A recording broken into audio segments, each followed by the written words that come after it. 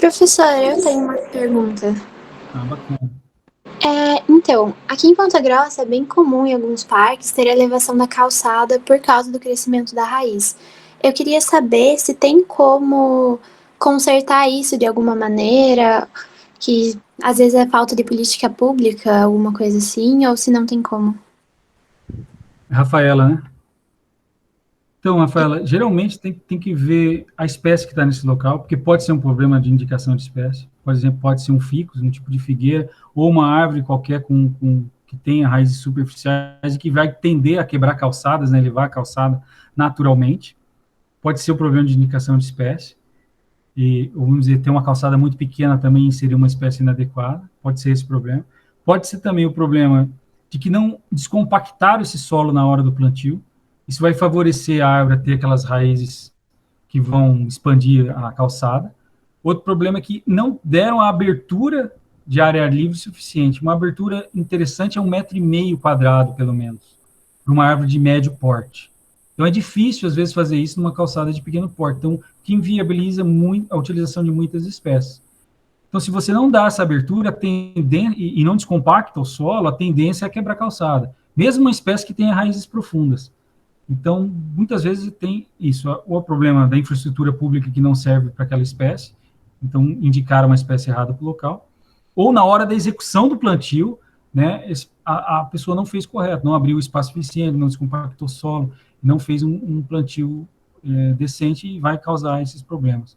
Claro que daí se influi em política, porque daí não contrataram um técnico bom, não tinha um planejamento, então está tudo junto ali nesse problema. Aqui em Maringá tem muito isso, porque as árvores já estão velhas também, tem esse detalhe. Às vezes você pensa numa árvore de uma rua e você sabe, por muito tempo não vai dar problema, mas lá, quando ela tiver 40 anos, não vai ter jeito, alguma raiz vai dar uma quebrada na calçada, e às vezes é possível fugir disso. Então, a gente está tentando inserir um ser vivo dentro de um local que não é muito adequado para ele, a gente está forçando a barra para ele viver ali. Então, problemas sempre vão existir. Alguma calçada sempre vai dar uma estouradinha, muitas vezes fez tudo certo, mesmo assim estourou a calçada. Pode acontecer, é normal. Mas um mínimo de planejamento você evita, né, grandes quebras, grandes prejuízos. E importante também pensar no planejamento para que não ocorra tantos problemas, mas também que os benefícios sejam ampliados. Então, eu vou deixar de plantar uma espécie aqui porque vai quebrar a calçada, mas vai favorecer aqui porque precisa de muita sombra. Então, você tem que pensar nesses fatores, né, antes de plantar. Algum problema sempre vai acabar acontecendo. Vai sujar a calçada, por exemplo.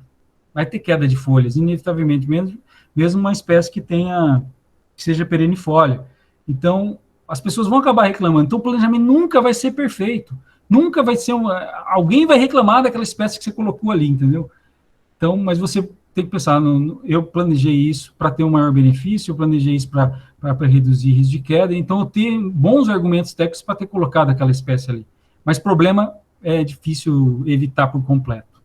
As pessoas, elas exigem muito, né? Eu recebo, às vezes, uns contatos, assim, de pessoas que dizem assim, Carlos, eu quero uma indicação de uma espécie que não caia folhas, que não dê flores, que não tenha frutos, que não suje meu carro, e assim, me dão vários parâmetros, né, várias variáveis ali, e dizem, eu quero uma espécie que tenha essas características. Daí você fica pensando, né, peraí, você quer uma espécie? Eu acho que é mais fácil você comprar uma planta artificial e colocar lá. Mas é bem difícil, né? Porque a gente tem as plantas, elas têm características naturais, essas características naturais elas precisam ser respeitadas, né? E elas são quase sempre importantes para o complexo, né? Ecossistêmico urbano. Então, se a gente deixar isso de lado, a gente perde muito, né? Então, é bem complexo. E tem tantos fatores envolvidos, porque você está planejando uma coisa pública. Aí você vai ter uma rua lá e você sabe que aquela rua pode se tornar turística, entre outros fatores. Você planta espécies, vamos dizer, que tem uma florada interessante, bipê, entre outros. Jacarandá, bignoniáceas em geral. Só que, vamos dizer, que tem pessoas que não gostam, porque vai cair muita folha, porque vai cair... Então, você trouxe um benefício de turismo, você trouxe um benefício de ornamentação, mas não agradou as pessoas daquela rua, porque elas não gostam de ter flor no chão, de ter folha no chão, elas preferiam outra coisa. Então, só que você está pensando na cidade como um todo, então o planejamento vai ferir muitas vezes, o gosto do cidadão, né? Ele não é voltado às pessoas, assim, a cidade como um todo. Então, isso é bem complexo. André, a gente fala bastante em eliminar a exótica invasora, né, leucena, etc., plantar nativas, então começar a mudar esse foco, até pela característica introdutória da arborização urbana no Brasil, né, ela foi muito exótica, né, pelos padrões, né, de arquitetura de copa, né, de boa adaptabilidade ao ambiente urbano, crescem muito rápido, duram muito tempo essas exóticas, né, mas a gente fala muito pouco da participação das pessoas na escolha dessas espécies, né, e, assim, quando a gente fala em plantar uma árvore, né, a gente chama especialistas, esses especialistas dizem para nós que espécie tem que plantar, mas de qualidade muda, como deve fazer a cova, como você deve conduzir, podar, etc., né, e até controle fitossanitário, mas a gente não pergunta para aquele cara que vai morar ali na casa, né, que a árvore vai ficar na frente da casa dele, ou que vai ficar numa praça próxima à casa dele, né. E aí a gente sente que essas pessoas, elas não ficam mais próximas da arborização urbana, elas vão se afastando da arborização urbana, né? Então, a pergunta é mais ou menos nesse sentido, assim, como é que a gente pode fazer, talvez, não sei se você tem experiência também, né, em Maringá, na sua vida profissional, ou até acadêmica, né, de conseguir trazer, né, e pegar essa participação das pessoas, de tornar esse processo de escolha das espécies para implantação mais participativo. Sim. Que você tem para nós?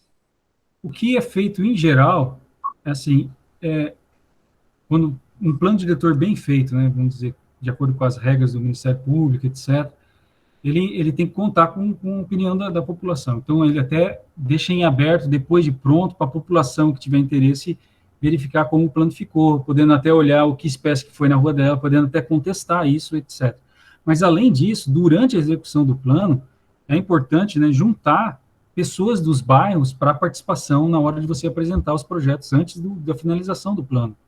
E para mostrar para a população os argumentos também da equipe técnica do porquê da escolha daquelas espécies, né, para depois eles concordarem ou não, ou discutirem isso aí.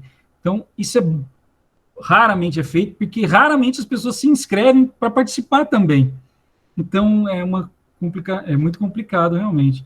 Só que eu acho que o técnico, a equipe técnica tem que estar ciente dessas coisas e, claro, tem que pensar em todos os argumentos técnicos possíveis do porquê seria tal espécie em tal rua, mas também tem que entender a população como um todo. Aí tem pesquisas de opinião dentro da cidade que são feitas, tem muito artigo, por exemplo, em Maringá tem muito artigo científico sobre a opinião das pessoas sobre a arborização, etc. Coletar isso e trazer para o plano da sua cidade é importante de uma maneira geral. Qual a opinião das pessoas de uma maneira geral também é válido, ou por bairro, né? Pesquisa desse tipo podem favorecer muito, só que são custosas e raramente utilizadas, o que, obviamente, é um erro, mas seria interessante, seria bom e evitaria muitos conflitos e é uma forma de trazer as pessoas mais para perto, eu concordo. Perfeito.